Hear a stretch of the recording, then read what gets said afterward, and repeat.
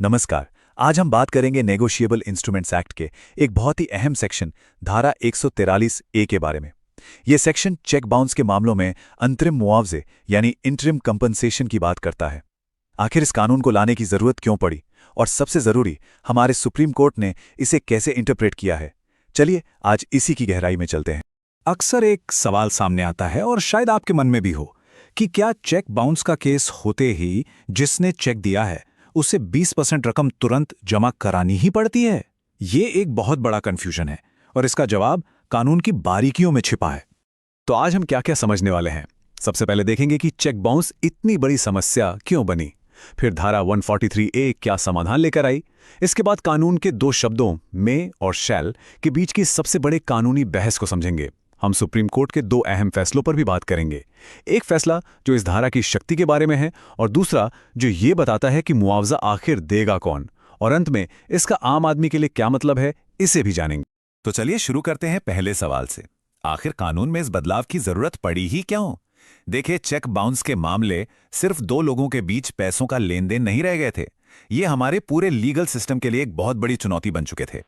कानून बनाने वालों ने खुद 2017 के बिल में ये माना था। समस्या थी उन बेईमान चेक जारी करने वालों से जो कानूनी दांवपेच का इस्तेमाल करके केस को सालों साल लटका देते थे। अपील फाइल कर दी, स्टे ले लिया, ये उनकी एक आम तरकीब बन चुकी थी। अब सोचिए, जिसका पैसा फंसा है वो बेचारा सालों तक कोर्ट के चक्कर काट रहा है।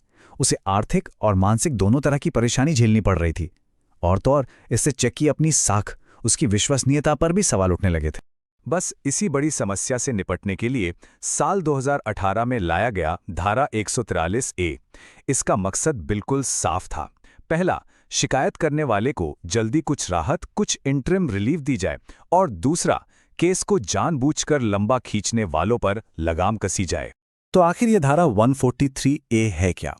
बहुत सीधे शब्दों में कहें तो ये कानून ट्रायल कोर्ट को एक खास पावर देता है। पावर यह है कि कोर्ट चेक जारी करने वाले को, जिसे हम ड्रॉवर कहते हैं, उसे आदेश दे सकता है कि वो केस चलने के दौरान ही शिकायतकर्ता को एक अंतरिम मुआवजा दे, मतलब केस के फैसले से पहले ही एक तरह की एडवांस राहत। अब सवाल ये कि ये मुआवजा कितना हो सकता है। तो कानून ने इसकी एक ऊपरी सीमा तय कर दी है, 20%। यानी चेक पे जितनी भी रकम लिखी है उसके 20% से ज्यादा का अंतरिम मुआवजा नहीं दिया जा सकता। ध्यान रहे, ये अधिकतम सीमा है। कोर्ट इसके अंदर कोई भी रकम तय कर सकता है। अच्छा, तो इस मुआवजे को देने का पूरा प्रोसेस क्या है? देखिए, कोर्ट ये आदेश तब देता है जब अभियुक्त यानी जिस पर केस है वो कोर्ट में कहता है कि मैं दोषी नहीं हूं। आदेश आने के बाद उसे 60 दिनों के अंदर यह पैसा जमा करना होता है। हाँ, अगर कोई मजबूत वजह है तो कोर्ट 30 दिन का समय और दे सकता है। और अगर वो फिर भी पैसे नहीं देता है तो फिर इस रकम को सीआरपीसी के सेक्शन 421 के तहत वसूला जाता है, ठीक वैसे ही जैसे कोई जुर्माना वसूला जाता। और यहीं से कहानी में असली कानूनी पेच शुरू होता है। इस पूरे कानून में सिर्फ एक शब्द पर सबसे बड़ी बहस छिड़ गई। सवाल यह था कि क्या कोर्ट के लिए यह मुआवजा दिलवाना अनिवार्य है, मतलब मैंडेटरी है, या ये कोर्ट के अपने विवेक, उसकी डिस्क्रिशन पर निर्भर करता है। देखिए, कानून की दुनिया में मे और शैल, इन दो शब्दों का मतलब जमीन आसमान का होता है। जहां मे लिखा हो उसका मतलब होता है हो सकता है, यानी ये कोर्ट के विवेक पर है, ये डिस्क्रेशनरी पावर है। लेकिन जहां शैल लिखा हो उसका मतलब होता है होगा ही, यानी ये मैंडेटरी है, कोर्ट को ऐसा करना ही पड़ेगा। तो अब अगर हम धारा 143A की भाषा को देखें तो उसमें साफ साफ लिखा है द कोर्ट मे ऑर्डर। जी हाँ, यहाँ मे शब्द का इस्तेमाल हुआ है और बस इसी एक शब्द की सही व्याख्या को लेकर पूरा मामला सुप्रीम कोर्ट तक पहुंच गया। और फिर आया सुप्रीम कोर्ट का वो ऐतिहासिक फैसला जिसने इस पूरी पहेली को सुलझा दिया। केस का नाम था राकेश रंजन श्रीवास्तव बनाम झारखंड राज्य 2024। इस फैसले ने मे और शैल की इस बहस पर हमेशा के लिए फुल स्टॉप लगा दिया। सुप्रीम कोर्ट ने बिल्कुल साफ कर दिया। उन्होंने कहा कि धारा 143A के तहत मुआवजे का आदेश देने की शक्ति पूरी तरह से विवेकाधीन है, डिस्क्रिशनरी है, अनिवार्य नहीं। कोर्ट ने कहा कि हम मे को शैल की तरह नहीं पढ़ सकते। इसका सीधा सा मतलब यह हुआ कि हर चेक बाउंस केस में अपने आप 20% का ऑर्डर नहीं हो जाएगा। लेकिन सुप्रीम कोर्ट यही नहीं रुका। उन्होंने ये भी बताया कि कोर्ट को अपने इस विवेक, अपनी इस डिस्क्रिशनरी पावर का इस्तेमाल कैसे करना है। कोर्ट को कुछ चीजें देखनी होंगी, जैसे पहली नजर में शिकायत करने वाले का केस कितना मजबूत है, क्या अभियुक्त जो अपना बचाव रख रहा है उसमें कोई दम है, कहीं अभियुक्त की आर्थिक हालत बहुत ही ज्यादा खराब तो नहीं है, इन सब बातों को तौलने के बाद ही कोर्ट ये फैसला करेगा कि अंतरिम मुआवजे का आदेश देना है या नहीं।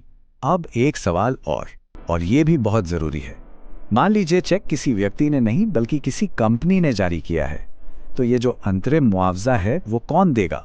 कंपनी देगी या फिर चेक पर साइन करने वाला डायरेक्टर या कोई और अधिकारी? इसका जवाब समझने के लिए हमें कंपनी और उस पर साइन करने वाले व्यक्ति के बीच का कानूनी फर्क समझना होगा। कानून की नजर में कंपनी एक अलग कानूनी व्यक्ति है। जो व्यक्ति चेक पर साइन कर रहा है वो तो बस कंपनी के एक एजेंट के तौर पर काम कर रहा है। इसलिए चेक का असली ड्रॉअर यानी चेक को जारी करने वाला वो व्यक्ति नहीं बल्कि खुद कंपनी होती है। सुप्रीम कोर्ट ने इस बात को साफ करने के लिए एक पुराने केस एन हरिहर कृष्णन बनाम जे थॉमस का भी जिक्र किया। उस केस में यह तय हो चुका है कि सिर्फ इसलिए कि किसी ने कंपनी के बिहाफ पर चेक साइन कर दिया वो खुद चेक का ड्रॉअर नहीं बन जाता। तो इसी कानूनी सिद्धांत को आधार बनाते हुए सुप्रीम कोर्ट ने फैसला सुनाया। उन्होंने कहा कि धारा 143A के तहत अंतरिम मुआवजा देने की जिम्मेदारी सिर्फ और सिर्फ कंपनी की है, क्योंकि ड्रॉअर वही है। ये जिम्मेदारी उसके डायरेक्टर या साइन करने वाले अधिकारी की व्यक्तिगत जिम्मेदारी नहीं बनाई जा सकती। तो ठीक है, हमने कानून और सुप्रीम कोर्ट के फैसले समझ लिए, पर सवाल यह है कि इसका जमीनी स्तर पर क्या असर होगा। चलिए इसे शिकायतकर्ता और अभियुक्त दोनों के नजरिए से देखते हैं। जो शिकायत करता है यानी जिसे पैसा लेना है, उसके लिए टेकअवे ये है कि अंतरिम मुआवजा कोई पक्का अधिकार नहीं है। ये पूरी तरह कोर्ट के विवेक पर है। आपको कोर्ट को ये यकीन दिलाना होगा कि आपका केस पहली नजर में बहुत मजबूत है। दूसरी तरफ जो अभियुक्त है उसे भी अपनी बात रखने का पूरा मौका है। वो कोर्ट को बता सकता है कि मुआवजे का आदेश क्यों नहीं दिया जाना चाहिए।